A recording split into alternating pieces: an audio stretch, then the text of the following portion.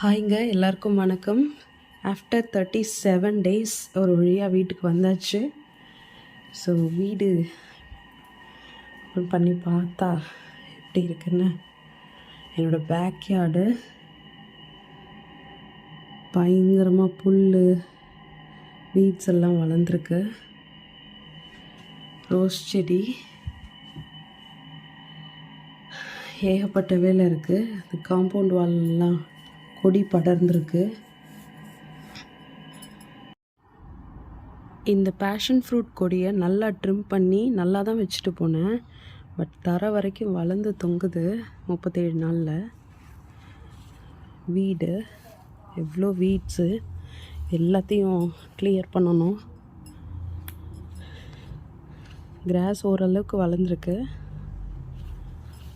Rose செடியும் ரொம்ப பெருசாக அந்த இதை விட்டு வளர்ந்து வெளியில் இங்கே வரைக்கும் வந்திருக்கு.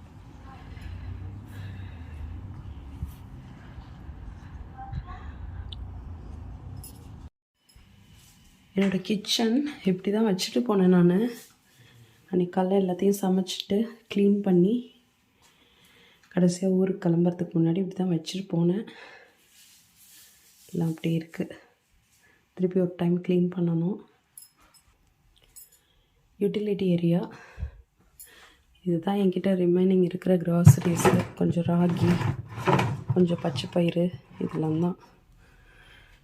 எல்லாம் அப்படி இப்படி இருக்குது.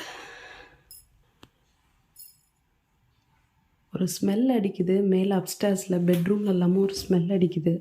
எல்லா டோர்ஸையும் ஓப்பன் பண்ணி வச்சுருக்கேன். க்ளீனிங் நாளைக்கு மார்னிங் தான் பண்ணணும்.